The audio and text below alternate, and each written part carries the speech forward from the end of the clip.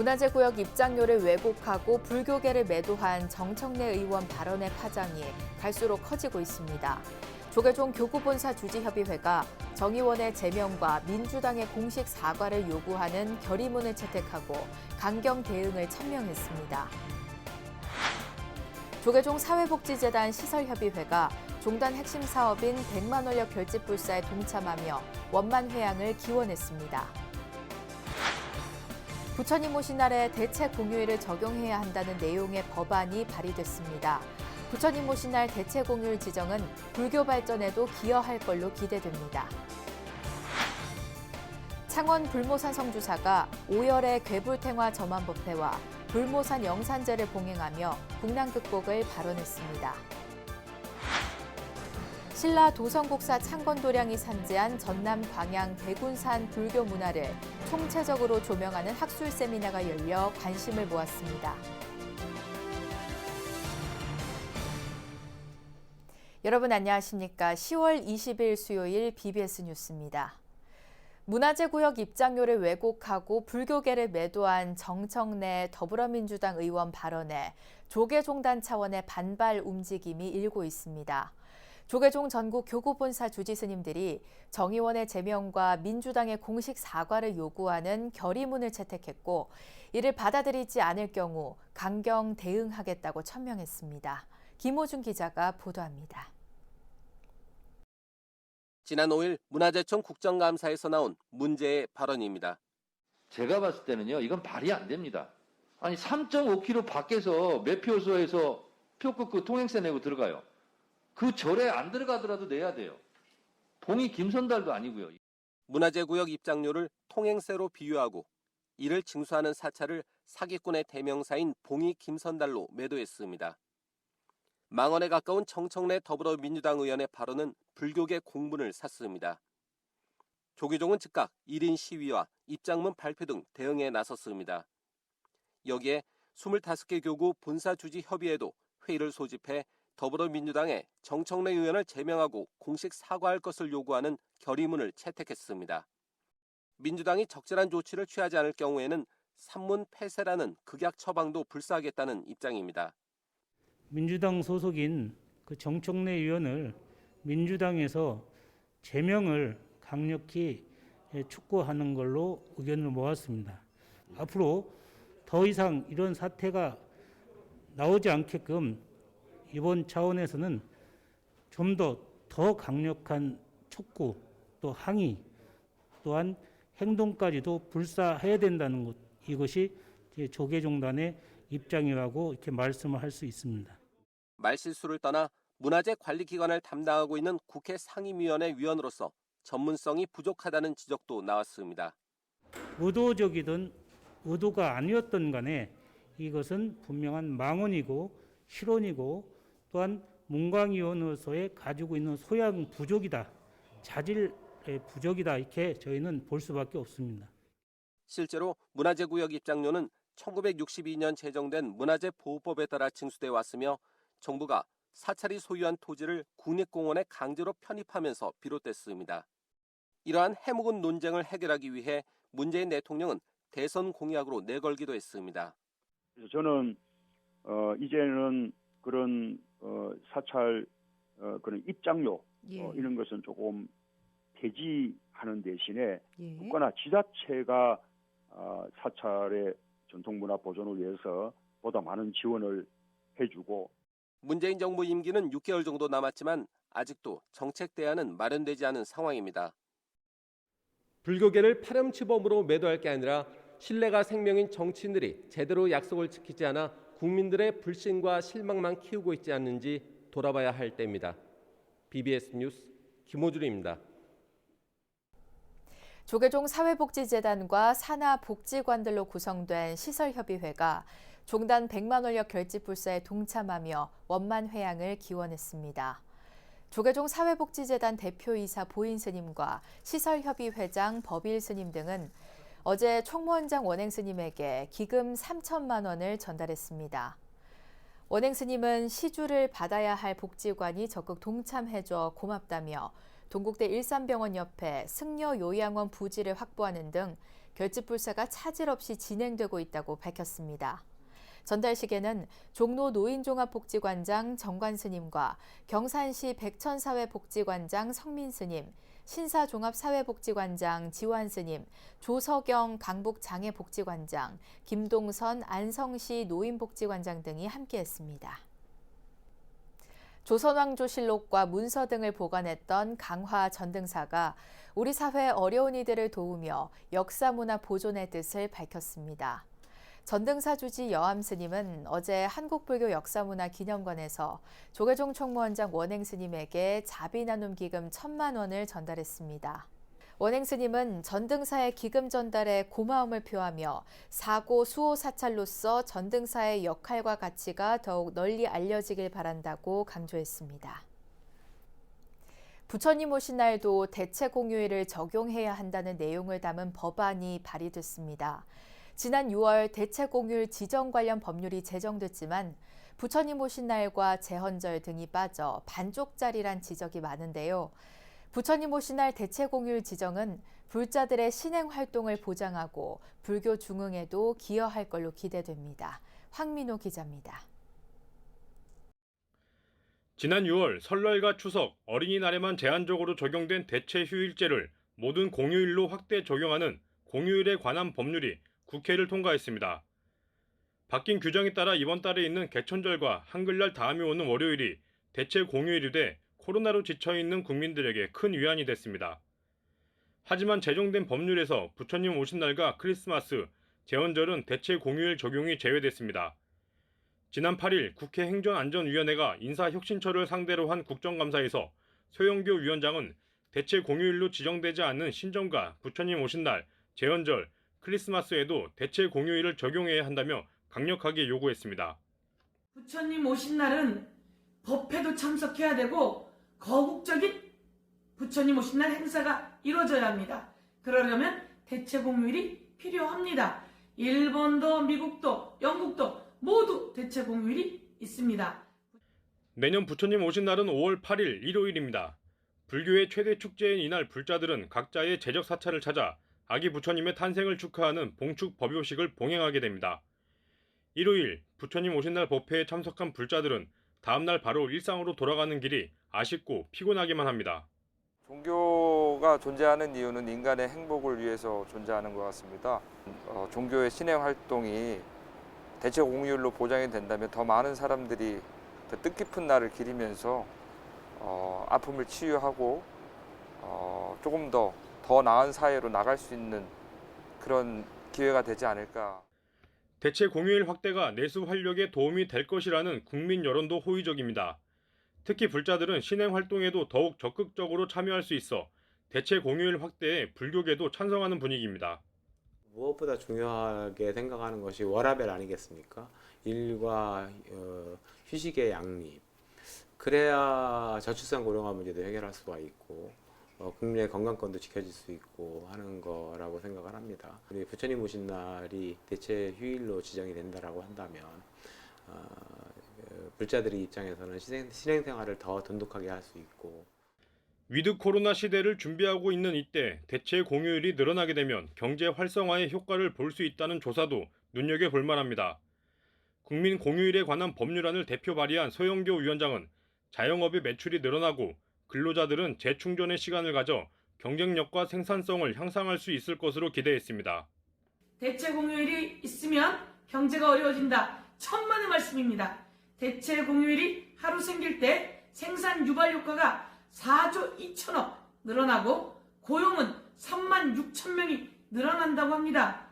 대체 공휴일 하루는 경제를 살리는 마중물입니다. 대체 공휴일 지정 확대는 부처님 오신 날을 비롯해 국민들이 봉축하고 기려야 하는 기념일에 대한 의미를 더욱 선명하게 한다는 차원에서 공감대를 얻고 있습니다. 여기에다 일과 여가 시간의 균형, 즉 워라밸은 물론이고 경제 활성화 측면에서도 효과가 기대되고 있습니다. BBS 뉴스 황민호입니다. 국민의힘 대권주자인 유승민 예비후보가 대구의 중심도량 팔공총림 동화사를 방문했습니다. 유 예비 후보는 어제 동아사를 방문해 주지 능종 스님의 안내로 경내를 둘러보며 통일 약사열애 대불과 대웅전을 차례로 참배했습니다. 이어서 동아사 회주 의현 스님 등과 차담을 함께하며 불교계 관심과 지지를 요청했습니다. 이 자리에서 회주 의현 스님은 부친인 유수호 전 의원과 함께 고교생이던 유 예비 후보를 처음 만났던 기억을 되새기며 나라와 국민을 위하는 유 예비 후보의 마음을 언젠가는 모두가 알아줄 것이라는 덕담을 전했습니다. 천년고찰 창원 불모산 성주사가 5부처님을 담은 대규모 괴불탱화를 조성해 점안법회를 봉행했습니다. 또 무형문화재 불모산 영산제를 올리며 코로나19 극복과 일상 회복을 발언했습니다. 부산 BBS 박영록 기자가 전합니다. 성주사 대웅전 앞마당에 가로 6m, 세로 9.5m 규모의 5열의 괴불탱화가 위용을 드러냈습니다. 성주사 조실 흥교 스님이 정명법사를, 주지 법안 스님이 총도감을 맡아 조성불사를 행하고 15일 점안식을 봉행했습니다. 이번 탱화는 금어 정로 스님의 작품으로 우주법계에 충만하신 비로자나 노사나 스가모니 부처님과 공간적으로 다른 세상을 주재하는 약사열의 아미타 부처님을 담았습니다. 점안식에 동참한 불자들은 불사의 원만해양을 축하하고 자비보살행의 실천을 다짐했습니다. 모두를 밝히고 키우고 따뜻이 감싸주는 자비행을 행하십시오. 우리는 이 불사로 인해서 성내지 않고 우울하지 않고 희망을 향하여 머뭇거리지 않고 밖에 달려야 하겠습니다. 또한 이날 성주사는 점안식과 함께 불모산 일대 사찰에서 행해졌던 불모산 영산제도 시연했습니다. 유주무주 일체곤 영가들을 천도하는 불교의식으로 특히 올해는 코로나 극복과 일상으로의 회복을 발언했습니다. 이 부처님을 조성을 점안을 계기로 인해서 우리 사회가 좀 갈등이 좀 회복이 되고 또 코로나19가 긴 시간 동안 팬데믹 사태로 국민들이 많이 힘들어하는데 이 부처님의 자비강림의 가피로 조속히 일상을 회복했으면 좋겠다는 그런 바람을 갖습니다. 이 밖에도 성주사는 보유하고 있는 각종 보물과 불교의 전통문화를 활용한 전시 공연 체험 프로그램 등을 열고 시민들과 함께하는 가을날을 만끽했습니다. BBS 뉴스 박노입니다. 코로나19 등으로 고통과 불안을 겪고 있는 현대인들에게 마음의 평안과 행복을 만들어 나가기 위한 길을 제시한 책이 출간됐습니다. 조계종 군종특별교구장이자 인천 법명사 회주 선일 스님은 법명사 큰법당 앞마당에서 마음과 세상을 밝히는 사색집 사유하는 기쁨 출판 기념회를 개최했습니다. 선일 스님의 에세이 사유하는 기쁨은 지난 4년간 스님이 언론에 기고한 글과 법문, 명상수련법 등에 대한 글을 책으로 엮은 것으로 스님은 멀리서 무엇인가를 구하기보다는 지금 이 순간에 최선을 다하고 명상과 사색, 봉사 등을 꾸준히 할 것을 당부하고 있습니다. 현재 난립하고 있는 종교의 어떤 바른 길도 제시하는 글도 제가 썼습니다. 그리고 대한민국의 국기나 국화도 아직 지정되지 않고 우리가 사용하는 그런 문제부터 해서 여러 가지 국가적인 사회시사적인 문제 그런 내용을 다 실어서 선일 스님은 책 판매 수익금과 인쇄 전액을 군포교회 총본산이 될 계룡대 영해법당 호국 홍제사 건립기금으로 기부하겠다고 밝혔습니다. 전남 광양 백운산에 산재한 사찰과 불교문화재를 총체적으로 조명하는 학술 세미나가 열려 관심을 모았습니다. 신라말 도성국사가 주석했던 옥룡사 복원을 비롯해 이 지역 불교 문화를 되살리는 계기가 될지 주목됩니다. 광주 BBS 진재훈 기자가 취재했습니다. 해발 1222m, 호남 정맥의 최고봉인 광양 백운산. 이곳은 신라말 도선국사가 주석했던 옥룡사를 비롯해 우남사와 송천사, 황룡사, 백운사, 계룡사, 성불사, 초천사 등의 사찰들이 흥망성쇠를 거듭한 곳입니다. 그러나 현재는 전통 사찰인 백운사 외에 중창된 절들만 남아있다 보니 백운산 불교에 대한 연구가 활발하지 못했습니다. 이런 가운데 순천대 남도문화연구소 주최로 백운산의 불교 문화를 살펴보는 학술 세미나가 처음으로 열렸습니다. 광양 백운산에 있는 많은 사찰들과 불교 문화재가 제대로 잘 조명이 돼서 광양 시민들에게 유익한 일이 되기를 바라겠습니다. 교수님들이 이렇게 많은 연구와 자료 발표를 오늘 해 주실 것을 기대하면서 오늘 좋은 발표가 있기를. 발제자들은 광양 백운산을 중심으로 지역 불교 문화에 대한 다양한 의견을 개진했습니다.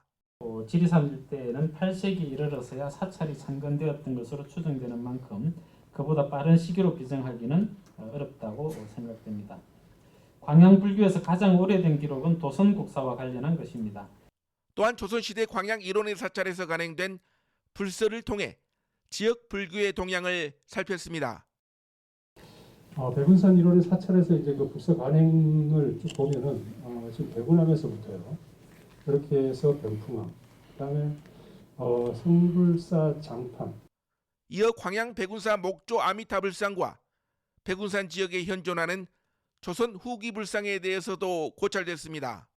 화엄사, 순천 송광사, 그다음에 여기 백운산 백운사, 그다음에 하동 쌍기사 이런 것들을 연계한 그 조선 후기의 그런 그 성분들의 활동하고도 연계한다면 이 광양의 새로운 불교의 모습들을 좀 어느 정도 유추할 수 있지 않을까 싶습니다. 조선 국사와 관련해 창건된 사찰이 백운산에서 다수 발견된 만큼 그의 행적을 조명하는 조선 문화벨트 조성 가능성에도 주목했습니다. 이와 연장선상에서 백운산 성불사의 전통 사찰 등록 가능성에 대한 의견도 제시됐습니다. 성불사는 이러한 도선 행적의 중심이 되는 광양 백운산에 위치하면서 후백제 그리고 이제 보셨듯이 고려, 조선 시대를 잇는 문화 양상을 보이는 만큼 한국 불교 흐름에 있어서 또 중요한 역할을 담당할 수 있다. 광양 백운산 불교 문화를 주제로 열린 학술 세미나. 그동안 소외됐던 백운산 일대의 불교 문화를 조명했다는 점에서 지역 불교 발전을 이끄는 기폭제가 될 것으로 전망됩니다. BBS 뉴스 진재훈입니다. 이어서 꼭 짚어봐야 할 공감 뉴스들을 모아봤습니다. 오늘의 알찬 뉴스입니다. 조계종 제18교구 본사 백양사가 사찰 음식 도시락으로 지역사회 온정을 나눴습니다. 백양사는 부소감자인 천진함과 함께 도시락 620인분을 군청, 보건소, 소방서, 국립공원 사무소, 복지시설 등에 전달해 코로나19 방역으로 지친 의료진과 보건 분야 공무원들을 응원하고 홀로 끼니를 해결하는 독거노인을 위로했습니다. 어둠이 깔린 서울 도심에서 환하게 불을 밝힌 궁궐 건축물 사이를 거닐 수 있는 경복궁 야간 관람이 내일부터 다음 달 29일까지 진행됩니다. 관람 시간은 저녁 7시부터 9시 30분까지, 입장 마감은 8시 30분이며 궁이 문을 닫는 화요일에는 시행되지 않습니다. 1909년 완공된 우리나라 최초의 서양식 온실이자 국가 등록문화재인 창경궁 대온실에서 인문학 강좌가 열립니다. 문화재청 국능유적본부는 창경궁 대온실과 궁궐의 꽃식물을 주제로 오는 29일과 30일 창경궁 인문학 강좌를 진행한다고 밝혔습니다. 이상으로 10월 20일 수요일 BBS 뉴스를 마칩니다. 시청해주신 여러분 고맙습니다.